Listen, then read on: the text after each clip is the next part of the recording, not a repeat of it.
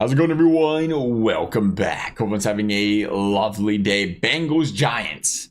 Both teams walked into week 5 saying we have to win this football game. Both teams 1-3. You know the chance of making a playoff diminished greatly at 1-4. Giants go in, take care of business, beat the Seahawks without their number one receiver.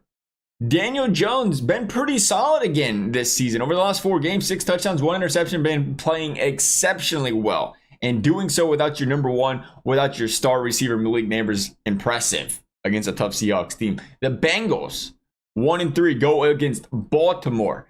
And for about the second, arguably the third time this season, the offense slices and dices, tears it up. Looks like the best offense the Bengals have had in the Joe Burrow. It has been the best offense the Bengals have had in the Joe Burrow era. Joe Burrow already, leading all quarterbacks ever in completion percentage, not completing 72% of his passes this season. Joe Burrow now 12 touchdowns, 2 interceptions, best start of his career, without question.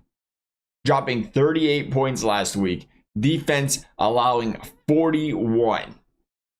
Offense selecting to run the football 3 straight times and go for a 53-yard field goal, opposed to putting the football back in the hands of what has looked like the best quarterback in the league these past couple games, mind you. Again, we're not saying overall, we're saying over the last couple weeks, looking like the best quarterback in the league. Can that change in 3 weeks? Absolutely. Can change this week? Absolutely. Joe Burrow not happy about that, by the way. Joe Burrow going out and saying, I don't know what else we can do. He pretty much said, I don't know what else we can do. Not to take shots at the defense or with coaching staff or whatever, but I don't know what else we can do. We dropped 38 points. And he's not wrong. A couple weeks in a row, and you're putting this many points up on the board, your defense has got to make a couple stops.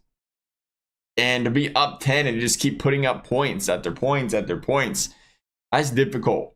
That's difficult to pin any blame on your offense, but we've been talking about this now since the beginning of the season. We've been warning about this as Bengals fans for a couple years now. When everybody says you got to keep Higgins, you got to keep Chase, I said you got to be careful.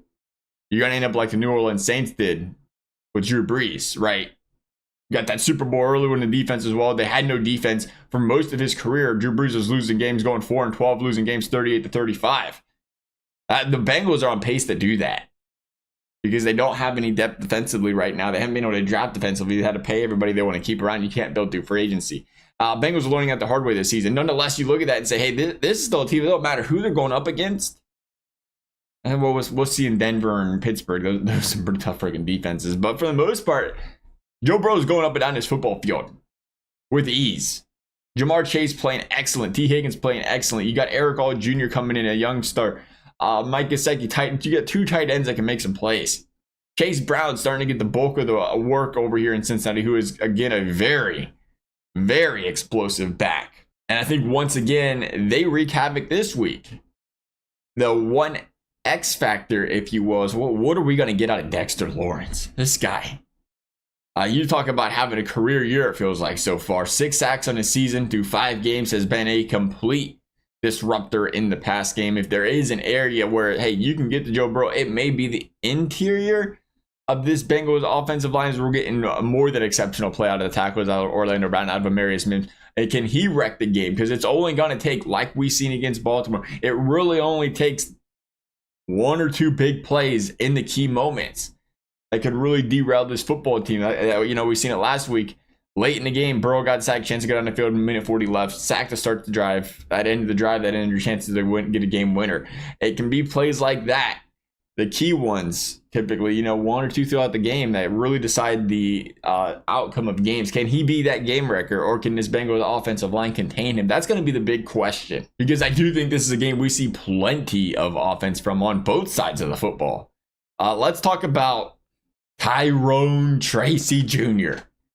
Looks like the Giant fans are falling in love with this 2024 5th round draft pick pretty well right now. I mean, this guy went up for 127 yards last week. Looked excellent. Looked stellar. Very elusive. Great vision. Holding on to the football. Something that, we got to watch out with Devin Singletary if he does come back in his football game, or come into this football game healthy, we should say. because he's had the fumbles. He's dropped he's had two fumbles this season. He has a couple. Really, he's had a few last few years where he's had 2 fumbles, 3 fumbles. He's had the ball control concerns, and there's every reason for the Giants fans to fall in love with this young man in Tyrone Tracy. I mean, the situation reminds me a lot of the Bengals situation. They go out there, they sign Zach Moss in the offseason, and I don't think you go in there and make this massive investment and say, hey, this is our man for the future, but we feel comfortable with this guy being our starting running back for the time being if the man behind him does not pan out the way we think he will. But we're going to be, we want to make sure we're not burying our young talent. We're going to give them the best opportunity to kind of take over that number 1 role. And it feels like that could be a possibility here with Tyrone Tracy, much like it was with Chase Brown over Zach Moss. We'll see how things turn out down the road.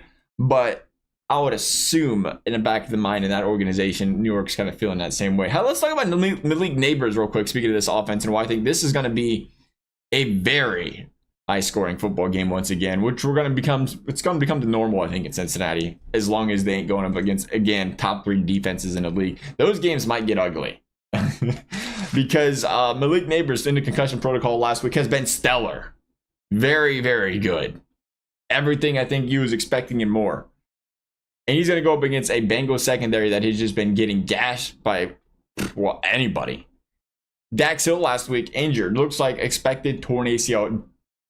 Terrible news for the Cincinnati Bengals because Cam Kilblett's not been playing the best football this season. And it did feel like the start last week's game.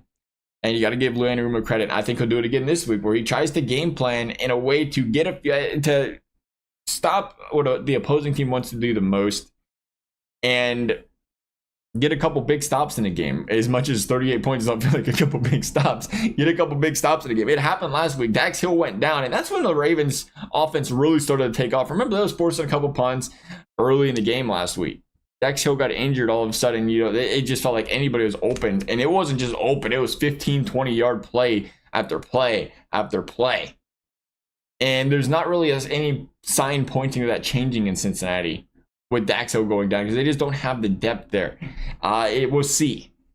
The defensive line did look better in controlling the run game. Maybe forcing Daniel Jones to those 3rd and longs could be a little bit more difficult than going obviously against your reigning MVP. But the reason we say, there's no promise is that because, frankly, the Bengals defense has had a hard time garnering pressure on the quarterback, and every quarterback has been eating, with the exception of Jacoby Brissett so far this season. So we'll see what happens there. Right now, kind of depleting as a Bengals fan.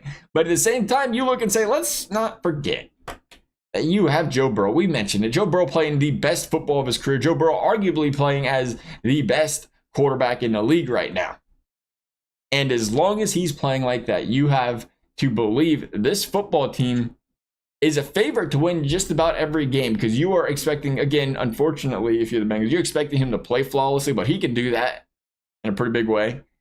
But with him doing that, you're expecting the opposing team to also play pretty close to flawless football. Again, we mentioned it. If Singletary comes back and plays, he has the potential to put the football on the ground. Daniel Jones has had some issues with the turnovers in the past, been playing excellent this season. It just takes you to force a couple of those against this football team to kind of run away with things. And this is, again, you're coming to this game with a very, I don't know how else to put it, pretty upset Joe Burrow. That's about the last person you want to go up against as an upset player on the football field after what happened last week. I think they know, they know. Last week was like, it's a must win, you got to beat the Ravens. But it was the Ravens. If you look at the schedule and say, hey, we just ticked off a loss and it was against a very good football team. Now you look at the next 4 games on the Bengals schedule and say, hey, they have got to win these 4 games. They've got to win them. That'll put them at 5-4, and you'll go back to playing some division games. And again, that's mentioning, again, you still got games against this stellar Pittsburgh defense. You still got to play another game against the Ravens. You still got to play Dallas. I mean, there's some good teams in there. But if you can win the next 4, all of a sudden you're 5-4 again. You feel like you're right in the thick of things. Maybe the defense heals up a little bit. Maybe the defense straightens things out. Pretty big must-win game here for the Bengals. If not 1-5, you may as well say, hey, you can't ever count out Joe Burrow. But a 1-5, playoff hope's going out the door. Zach Taylor's job going to be up on a pedestal. Hey, the Bengals go 1-5. I think they're going to find a way to win this one. I think it's going to be a high-scoring one again, though. We're going to say Bengals 34. Giants 31. Love y'all's thoughts. Thanks for watching. We'll see you next time.